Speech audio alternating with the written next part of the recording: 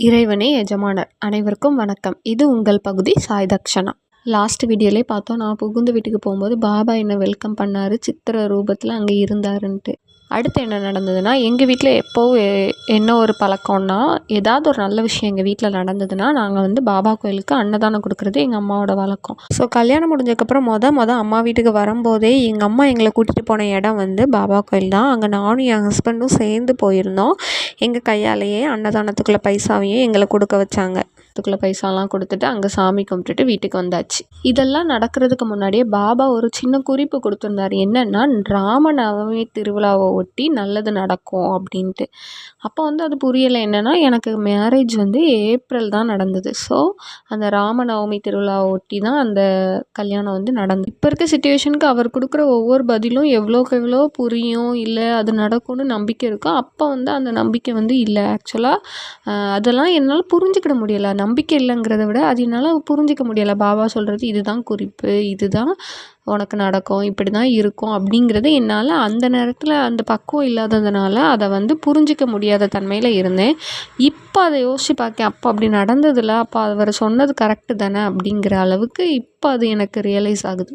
So அப்புறம் ஏப்ரலில் கல்யாணம் முடிஞ்சு மேலே நாங்கள் சென்னைக்கு போகிறோம். மாப்பிள்ளை வேலை பார்க்குறது சென்னை தான். சென்னையில் போய் ஒரு வீடு பார்த்து எங்கள் அம்மா அப்பா, அவங்க அம்மா அப்பா எல்லோரும் எங்களை செட்டில் பண்ணிவிட்டு அவங்க ரிட்டன் ஊருக்கு வந்துடுறாங்க. என்ன ஆகுது, ஒரு 3 மந்த்ஸு நல்லா போகுது. மேலே போகிறோம் நாங்கள். ஜூன் ஜூலை ஆகஸ்ட் வரை நல்லா போய்கிட்டுருக்கு. ஆகஸ்ட்டில் என்ன ஆகுதுன்னா, இவங்க வேலையில் ஒரு பிரச்சனை வருது. என்னென்னா, சம்மந்தமே இல்லாமல் இவங்க வேலை போகக்கூடிய சூழ்நிலை. அதாவது மைண்ட் ப்ரெஷர் ரொம்ப வருது இவங்களுக்கு. நமக்கு இப்படி ஒரு வேலை வேண்டாம் அப்படிங்கிற அளவுக்கு இவங்களால் யோசிக்க தோணுது. எனக்கு என்ன பயம்னா, கல்யாணம் ஆகி புதுசில் இப்படி வேலை போனால் எல்லோரும் என்ன சொல்லுவாங்க, பொண்ணு வந்த ராசின்னு நம்மளை சொல்லிடுவாங்க அப்படிங்கிற ஒரு ஸ்ட்ரெஸ்ஸு, பயம், கவலை ரொம்ப இருந்துகிட்டே இருந்தது. வேறு வழியே இல்லை, வேலையை விடணும் அப்படின்னு சொல்லிட்டாங்க.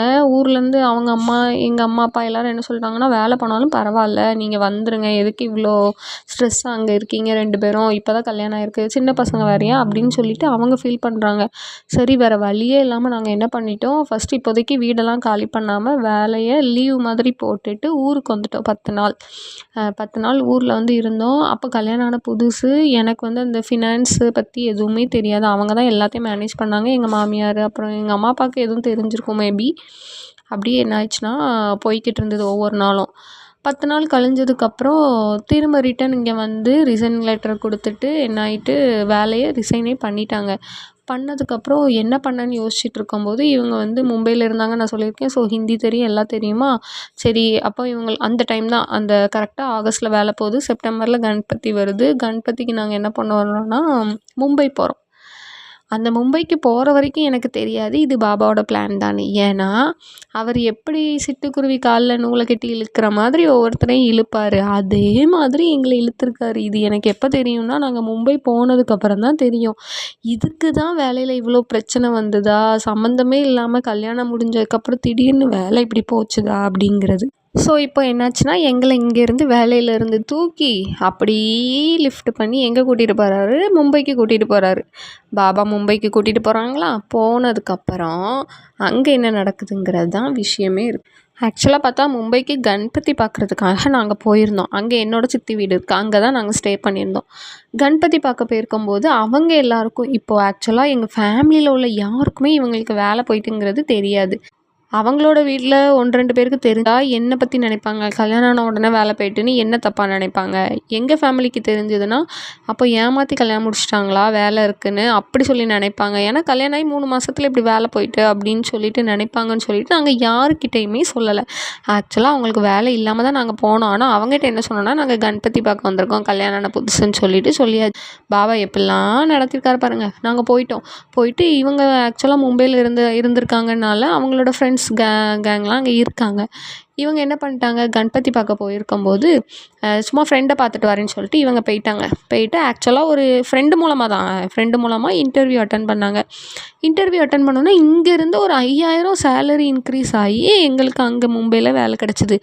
எனக்கு ரொம்ப சந்தோஷம். ஏன்னா எங்கள் அப்பா டிரைவர். ஆக்சுவலாக அவங்களோட சேலரியெல்லாம் பார்க்கும்போது இவங்க சேலரியே எனக்கு பெஸ்ட்டாக தெரிஞ்சுது. அங்கே போய் இன்னும் ஒரு இன்க்ரிமெண்ட்டோடு எங்களுக்கு வேலையும் கிடச்சிட்டு ஆக்சுவலாக இமீடியட் ஜாயின் பண்ணுங்கன்னு சொல்லிட்டாங்க. அதை கேட்டோன்னே ரொம்ப சந்தோஷம்.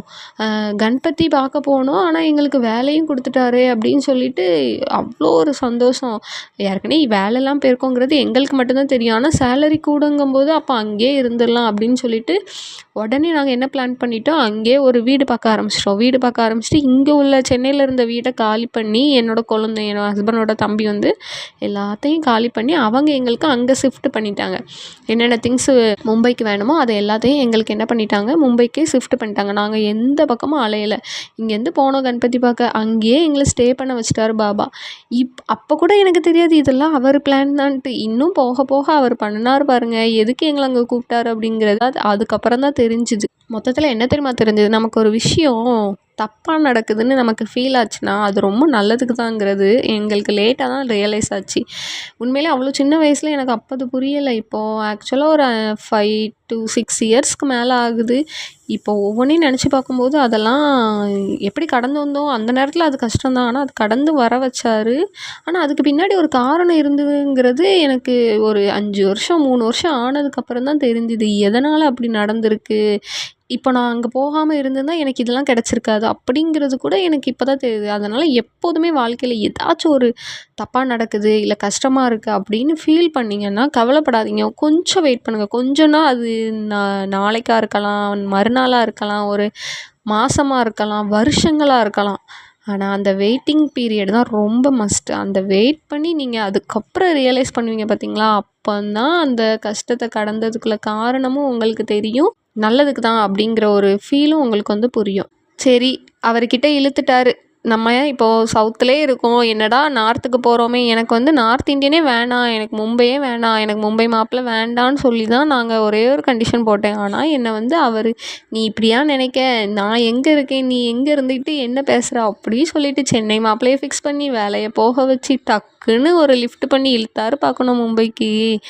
இப்போ நான் மும்பைக்கு போய் இருக்கேன், என்னால் நம்பவே முடியலை. நான் எது வேண்டான்னு சொன்னேனோ ஐயோ அதுவே கிடச்சிட்டு அப்படி சொல்லிட்டு நான் ரொம்ப ஃபீல் பண்ணேன். அப்போ கூட எனக்கு அவர் தான் நம்மளை கூப்பிட்ருக்காரு, பின்னாடி நமக்கு ஏதோ இது பண்ண போகிறாரு அப்படிங்கிறது கூட எனக்கு தெரியாமல் நானும் சரி வந்தாச்சு, வேலை இல்லையே, அந்த நேரத்தில் நம்ம பதில் சொல்ல முடியாதே யார்கிட்டையும் அப்படின்னு சொல்லிட்டு என்னை அக்செப்ட் பண்ண வச்சுட்டாரு. ஆக்சுவலாக நான் எது வேண்டான்னு சொன்னேனோ அதை எனக்கே கொடுத்து என்னையே அதை ஏற்றுக்கிடவும் வச்சுக்கிட்டாரு.